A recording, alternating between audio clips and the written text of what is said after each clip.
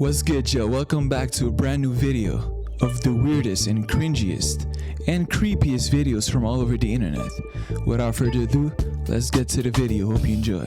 Costa Rican animals that'll change your brain chemistry, because I'm guaranteeing there's at least one animal here that you've never heard of. I bet you didn't know they have their own honey badger. The greater Grisson is basically the American version of the concept. It's also Black Air Force energy in a bowl cut, because these weasel overachievers are one of the most feared predators in the country. Or at least they would be if the Oreo onslaught was bigger than a ferret. Ah, jump scare! Just kidding, it's a water opossum. No, the O isn't silent, it's a possum, not your partner. They're not the only marsupial in Costa Rica, but they are the only one with webbed feet. They're also the only ones where the guys have a pouch too, except theirs are to protect the McNuggets while swimming.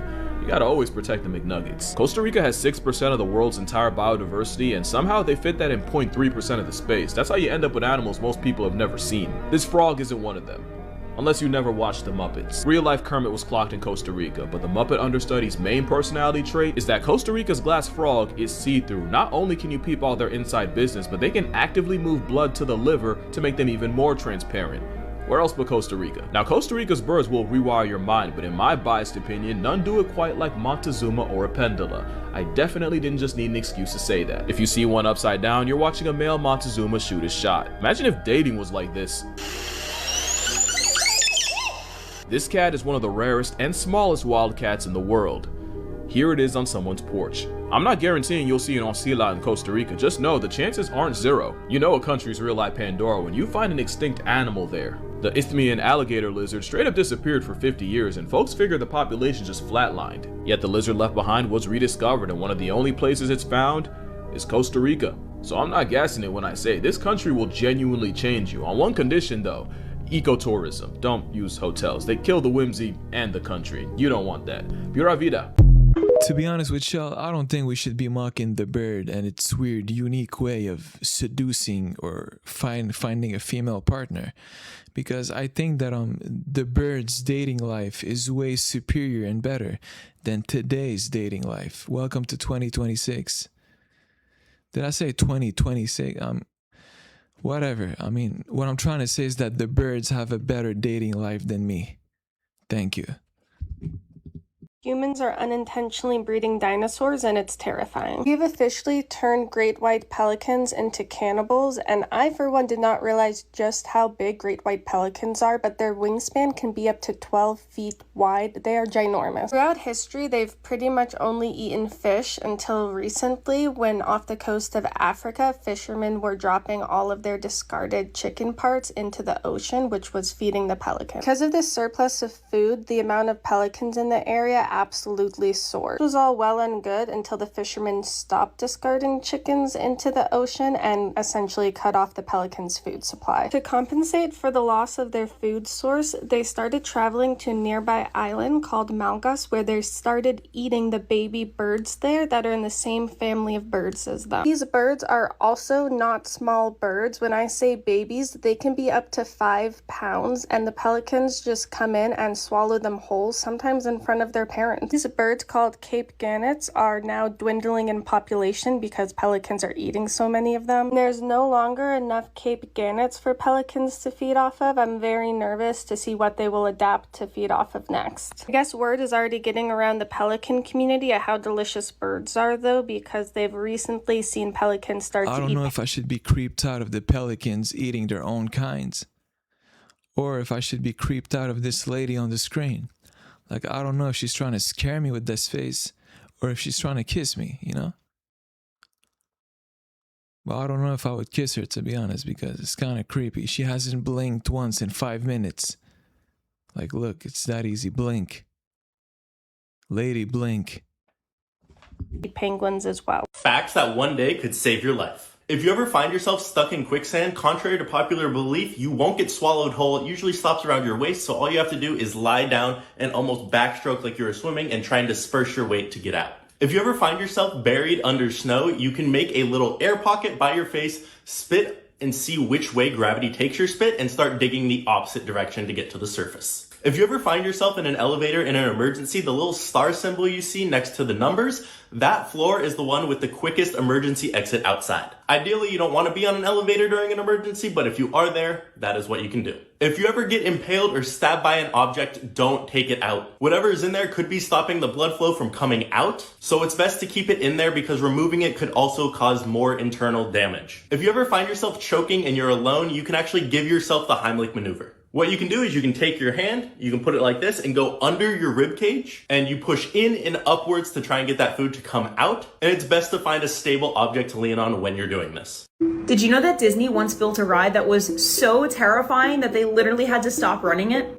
Welcome back to Secrets of the Kingdom, where we dive into Disney's lore, forgotten history, and crazy urban legends. So before Stitch moved into Tomorrowland, there was an attraction there that was so scary, it felt like it belonged more in Horror Nights than it did in any Disney park. And that attraction was called the Extraterrestrial Alien Encounter, a sensory thriller from Disney and George Lucas. So during this experience, you would get locked in your seat. As you can see, people that were in the audience had over-the-shoulder restraints like you would see in a roller coaster that goes upside down. And after you were locked into your seat, the lights went out and a huge alien escaped into the crowd. So you would hear it stalking around the room, breathing on your neck, and then a warm kind of like drool would start dripping onto your shoulders in the dark. And yes, this is at Magic Kingdom. You would even hear a maintenance worker get attacked above you. You'd hear glass shattering, bones crunching, and you cannot move at all in your seat as all of this is going on. So parents obviously flooded guest relations with complaints that the ride was traumatizing for their kids, and rightfully so. I thought Dinosaur was scary as a kid, but this is like Dinosaur on crack. And to combat this, Disney literally covered the entrance in warning signs to kind of like scare off nervous families. But between the backlash and the fact that Magic Kingdom is supposed to be the most kid-friendly out of all of the parks, Alien Encounter unfortunately did not survive. If you were around for this or went on this attraction at any point in your Disney travels, I would absolutely love to hear your story because this sounds crazy. So yeah, that's another little piece of fun Disney history for you. If you found this interesting, go ahead and hit that follow button and let us know in the comments. What would you like to see us dive into next? Unexplainable mysteries caught on camera. A few months ago, this security cam footage went viral. It shows a little girl in a kitchen playing with what appears to be an imaginary friend, when, out of nowhere, something grabs the toy. She appears to be alone, but shouts no, as if telling somebody to stop. But moments later, her other toy seems to be grabbed.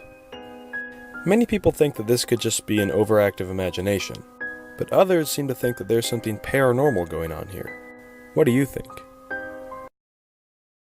Sad things you never noticed in Spider-Man No Way Home. In this scene, Tom's Peter doesn't mention Osborn's cure and puts it to the side. Because he doesn't want to cure him, he wants to kill him for what he did to Aunt May. When he slams it on the table, Toby immediately notices and says this. Gotta cure all of them, right? Right. That's what we do.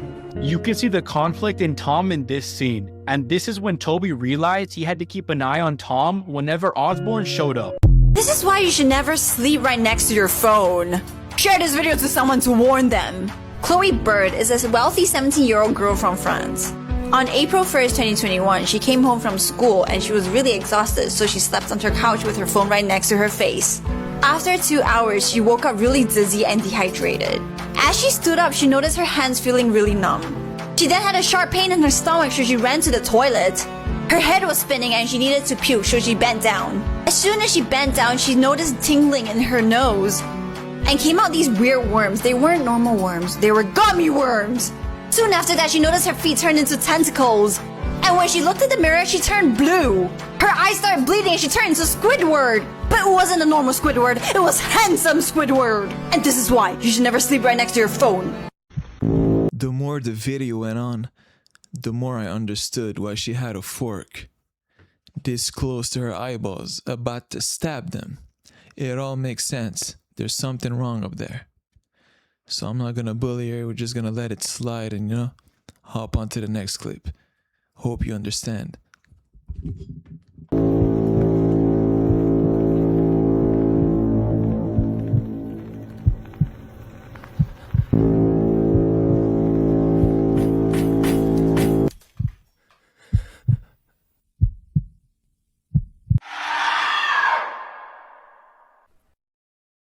know why something evil has to ask permission to come into your house? It sort of goes back to this old belief that nothing evil, nothing negative can enter into your life, can enter into your home unless you give it permission. See, we naturally have this protective barrier surrounding us. Some people call it guardian angels, some people call it, a protective spirit, but we are naturally protected from these sort of things. But these evil, these negative entities try and break us down and get us to open that space, to allow them to come in. And so our homes, where we live, where we love, where we share intimate moments, right? That becomes a protective space. And this evil entity cannot enter through that doorway until you give it permission. Now, this story comes out of North Carolina. There was this woman who said when she was a young girl, she grew up in a small home up in the Appalachian Mountains. And she said when they first moved into this house, she remembers at night hearing what sounded like young children out in the woods laughing and saying things and calling her to come outside. And she would see shadows moving across her window like someone was walking around out there. She just ignored it, and she really had no idea what was going on. And she had heard stories, she had heard rumors from friends, that if anything evil comes to your door or invites you outside, do not listen to them, do not follow. Well, this one particular night, her parents left her in charge of watching her brothers and sisters. And she said they were running around the house playing when all of a sudden she got kind of this sick feeling in her stomach, like something was wrong. And she said her brother started screaming and started freaking out and crying. And she's like, what's going on? Like, what's wrong? And he says, they're coming for us. Like, they're going to get us. They're coming. And she's like, what are you talking about? Who's coming? And he just kept saying, like, they're coming. And all of a sudden they hear boom, boom, boom, like a knock at the front door. So she runs over to the window and she looks out. And she said at the front door was this young boy, with an old-timey haircut and wearing sort of like this blue jacket and blue pants with these like black boots. And she said he just looked out of place. She knew something was wrong. So she calls out to him from behind the door. Yes, like, what do you want? What do you need? And she said this boy responded, please let me in. Please let me in.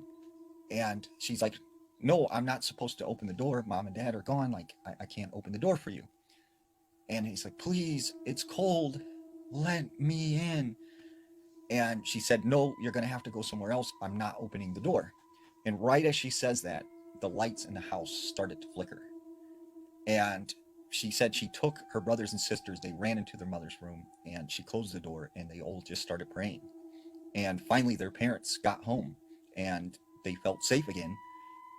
And she said within a couple weeks, it was all over this town that there was a young kid who disappeared. And she felt like that had something to do with whoever was knocking on the door that night. Do you guys remember that trend that went around in like 2021 where everyone was talking about Moldavite and how if you get a piece of Moldavite jewelry, it cleanses your life of all negativity and turns your life upside down and opens the doors for better things to come in your life? Well, I got this email from this self-proclaimed witch who also owns a crystal shop. And she said that Moldavite actually is not what it seems. It's not this quirky little crystal. It's actually a beacon. And the people who first started this trend were not healers. They were not spiritually awakened. They were hungry. Maybe Witch Talk can weigh in on this. But this woman said that she owns this crystal shop, right? And in 2021, like early 2022, every single influencer and people who were on TikTok were coming in her shop asking for Moldavite. And she said she used to wear it too until she started noticing this strange pattern with it and figured out what actually happened. Her crystal shop has a TikTok and I asked her if she wanted me to tag it, but she said no. Like, she does not want to get dragged because people are definitely going to disagree with her,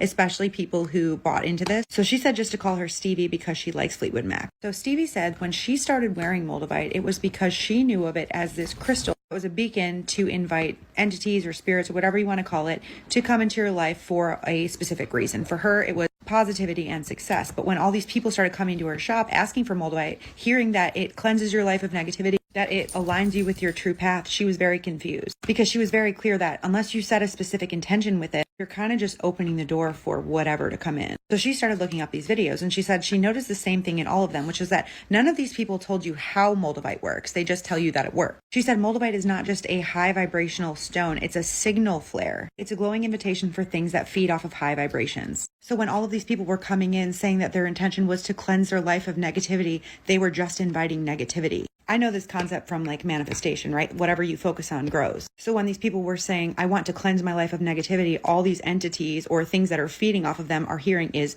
negativity, and they're coming in. Think of it like this. She said, think about when you're walking through a forest late at night and you're using a flashlight. She said, you can see everything, but what you don't realize is everything else in the forest can see you too. Moldavite is the flashlight. And she said she first noticed something was off when all these people who bought Moldavite started coming back in trying to return it. The same people were then asking her if she had anything for sleep paralysis, for strange figures showing up in their room, for seeing shadow figures. She said one girl complained of having pressure on her chest like somebody was pushing down on her while she was asleep. Another girl claimed that she heard things whispering in her ear at night. Somebody else said that they felt like they had lost entire days from their life, like they were just walking around in a haze and couldn't remember anything. And this pattern continued. She would refund the stone, take it back, and then try to figure out a way to help them. But she noticed something else about all these people that was similar, which is that they all had the same look. They were hollow, they were sunken in. Some had lost weight, but it didn't look like they had done it in a healthy way. The light was gone from their eyes. It looked like something had drained them. And a lot of them said things to her, even if they didn't explain other symptoms they had. They would just say, I feel different, but I can't explain it. She said that's because they were being harvested. Energy vampires are real and they look like us. They walk among us. And she said the scariest part is that the most advanced among them don't even need to touch you to feed. They just need you to shine. The more spiritually awakened somebody thought they were, the easier they were to drain. And that's why word about this spread so fast. That's why this trend took off, because people weren't just buying into it. They were recruiting others without even knowing it. Stevie said every single time somebody posted about how Moldavite was changing their life and turning their life upside down, they were actually amplifying the signal and calling in more predators. She said she stopped selling it. She stopped wearing it. She said if you have it and you want to get rid of it, bury it underneath salt or obsidian. And she said after you get rid of it, it's not uncommon for you to hear humming in your ears for a few days or weeks afterwards, depending on how long you wore it. She said if you don't buy it, but you still wear it, just ask yourself, have you felt exhausted for no reason? Have you had strange dreams? Do you feel like something is watching you? If the answer is yes to any of these questions, you might not be using it. It might be using you.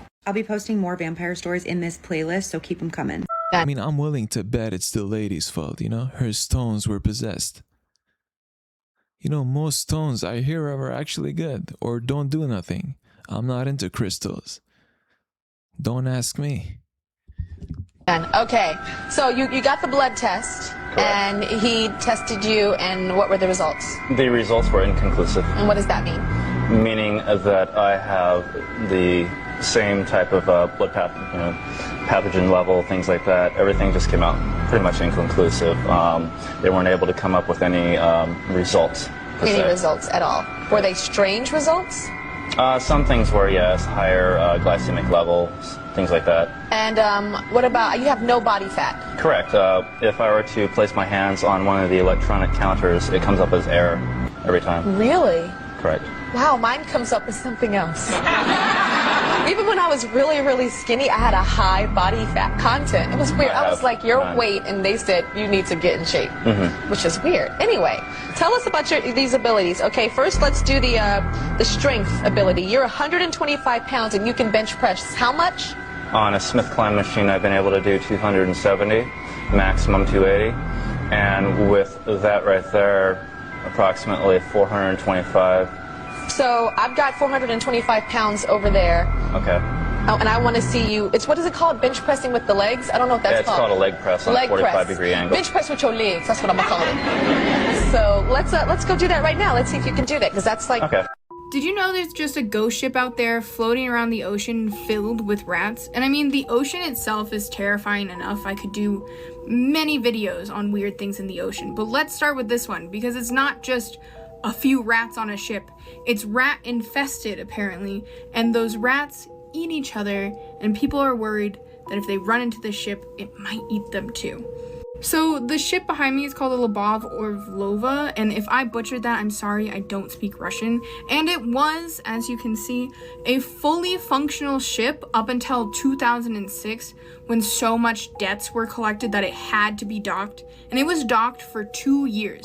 And that's where the rat thing comes in. So after 2 years of just sitting there, which was prime time for anything to sneak on board, especially rats, people decided that they were gonna scrap it.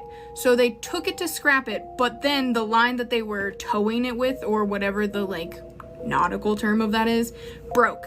And it floated for a while, but it was still in the Canada area where it had been docked. Now, Canada decides they're gonna grab the ship, and they were gonna scrap it. But for whatever reason, when they did finally get this escaped, unused ship, they went into international waters and just let it loose to go wherever it might go.